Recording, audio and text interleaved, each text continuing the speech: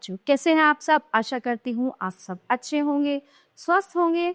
स्वागत है आपका इस कक्षा में। आइए आज हम पढ़ते हैं हिंदी व्याकरण का पाठ 2, वर्ण विचार। वर्ण होता क्या है? मुख से बोलते समय अनेक छोटी छोटी ध्वनियां निकलती हैं, जैसे क, कमल, क, अ, म, अ, ल, अ, कमल, स्कूल। तो इन छोटी छोटी ध्वनियों को ही वर्ण कहते हैं। वर्ण को जब ध्वनि चिन्हों से प्रकट करते हैं तो यह अक्षर कहलाता है। तो भाषा की वो छोटी से छोटी ध्वनि जिसके टुकड़े नहीं किए जा सकते क्या कहलाती है? वर्ण कहलाती। वर्ण के भेद। उच्चारण के आधार पर वर्ण के दो भेद हैं। पहले है स्वर, जिन वर्णों का उच्चारण करने में किसी अन्य वर्ण की सहायता नहीं लेनी पड़ती है, स्वर कहलाते हैं।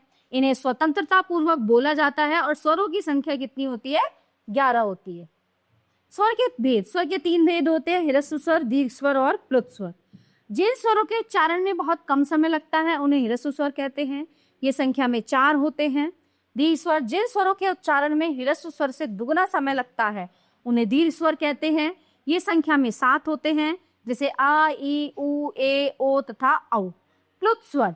जिन स्वरों के उच्चारण में दीर्घ स्वर से भी अधिक समय लगता है उन्हें प्लुत स्वर कहते हैं, जैसे ओम।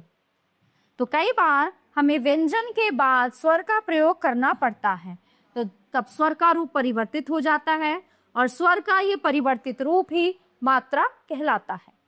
व्यंजन के बाद स्वर का प्रयोग करते समय उसमें आए परिवर्तन को मात्रा कहते हैं।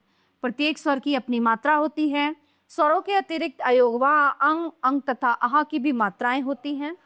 ठीक है, देखिए यहाँ पे अ, आ, ई, उ। ठीक है, अ की कोई मात्रा नहीं होती। आ की ये है, ये ई की चीज छोटी, ये बड़ी ई, और ये ऐसे। आगे देखिए यहाँ पे बड़े ऊ की मात्रा, रे की मात्रा, ए, आई, ओ, अंग। तो इन सब की क्या होती हैं? मात्राएं होती। जिन वर्णों का उच्चारण करते समय वायु मुख के किसी न किसी भाग, यानी कि तालु जो होता है हमारा ऊपर, तालु, ओठ, दांत आदि से टकरा कर तथा सरुक कर बाहर आती है, उन्हें व्यंजन कहते हैं। व्यंजनों का उच्चारण स्वतंत्रता पूर्वक नहीं किया जा सकता है। इनके उच्चारण में स्वरों की सहायता लेनी पड़ती है। ठीक है। व्यंजन के भेद। व्यंजन के निम्नलिखित 3 भेद होते हैं। स्पर्श व्यंजन। जिन व्यंजनों का उच्चारण करते समय जीभ मुख के किसी न किसी भाग का स्पर्श करती है उन्हें स्पर्श व्यंजन कहते हैं। इनकी संख्या 25 होती है। अंतस्थ व्यंजन। जिन व्यंजनों के उच्चारण में भीतर से बाहर की ओर शक्ति लगती है उन्हें अंतस्थ व्यंजन कहते हैं। इनका उच्चारण स्वर और व्यंजन के बीच का सा लगता है। ये संख्या में 4 होते हैं, य, र, ल तथा व। ऊष्म व्यंजन। इन व्यंजनों के उच्चारण में एक प्रकार की सुरसुराहट सी होती है, अर्थात उच्चारण करते समय वायु रगड़ खाती हुई मुख से बाहर निकलती है, जिससे ऊष्मा उत्पन्न होती है। अतः इन्हें ऊष्म व्यंजन कहते हैं और ये संख्या में 4 होते हैं। श, श, स तथा ह। अन्य वर्ण। इन वर्णों के अतिरिक्त पूर्ण वर्णमाला में कुछ अन्य व्यंजनों को भी स्थान दिया गया है।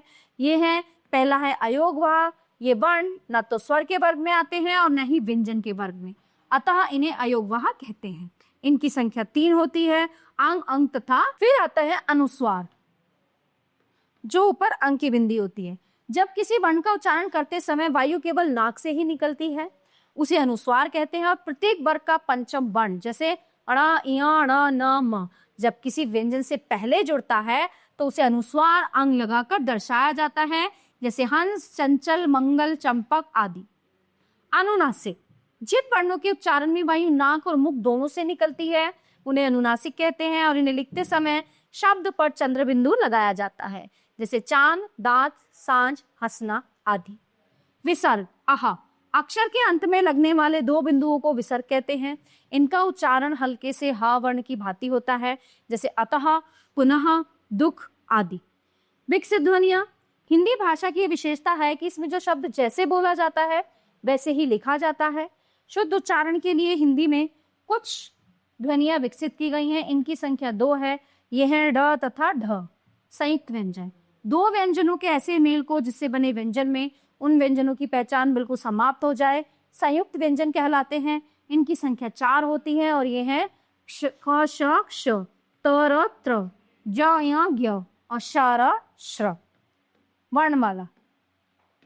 वर्णमाला का अर्थ है वर्णों की माला। वर्णों की क्रमबद्ध व्यवस्थित सारणी को वर्णमाला कहते हैं और इस प्रकार हिंदी वर्णमाला का स्वरूप निम्नलिखित होगा। देखिए ये पूरी वर्णमाला यहाँ पे है, ये स्वर हैं और ये व्यंजन है ना, जैसे अ आ इ ई उ ऊ ए रे ए ऐ ओ औ, ये 11 होते हैं। अंग अंग अंघा, ये अयोगवा होते हैं। क ख ग घ ण च छ ज झ ञ ट ठ ड ढ ण त थ द ध न प फ ब भ म, ये स्पर्श व्यंजन होते हैं 25। उसके बाद ड और ढ विकसित ध्वनियां होती हैं। य र ल व ये अंतस्थ व्यंजन होते हैं। श श स ह ये ऊष्म व्यंजन होते हैं। और क्ष त्र ज्ञ और श्रा ये भी 4 संयुक्त व्यंजन होते हैं। अगला है वर्ण संयोग यानी कि लेटर कॉम्बिनेशन। वर्णों के परस्पर मेल को वर्ण संयोग कहते हैं। वर्ण संयोग 2 प्रकार से होता है, व्यंजन और स्वर का संयोग। स्वरों की सहायता के बिना व्यंजनों का उच्चारण संभव नहीं है, तो व्यंजनों के नीचे हलंत लगा होता है। जब किसी स्वर का इनके साथ संयोग होता है तो हलंत हट जाता है, जैसे क अ क क्र के को कोयल। ठीक है, व्यंजन का व्यंजन से संयोग। व्यंजन का व्यंजन से संयोग निम्नलिखित प्रकार से होता है।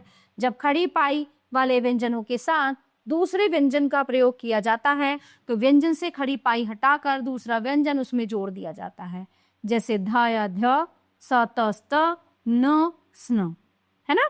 बिना पाई वाले व्यंजनों में हलंत लगाकर दूसरे व्यंजन को जोड़ते हैं, जैसे चिट्ठी या चिट्ठी, है ना, अद्भुत या अद्भुत, गड्ढा या गड्ढा, चिन्ह या चिन्ह, इस तरह से इनको लिखते हैं। बीच में पाई वाले वर्णों का तथा फै की गुंडी इस तरह को हटाकर दूसरे व्यंजनों को जोड़ते हैं, जैसे कल क्ल अक्ल, फल फ्ल फ्लैन। रावण के का संयोग, इसको हम रेफ भी बोलते हैं। रावण के संयोग में निम्नलिखित बातों का ध्यान रखते हैं। वर्ण विच्छेद, किसी भी शब्द के वर्णों का अलग अलग करना वर्ण विच्छेद कहलाता है, जैसे राजा र अ ज अ, हिरन ह ई र अ न अ हिरन, धृतराष्ट्र द इ र त अ र अ श ट र अ। ठीक है ना, तो क्या होता है, व्यंजन के बाद स्वर जरूर आता है हर अक्षर में। ठीक है, तो ये था हमारा वर्ण विचार। प्यारे बच्चों, आशा करती हूँ ये पाठ आपको बहुत अच्छे से समझ आया होगा। मिलते हैं अगली कक्षा में। धन्यवाद।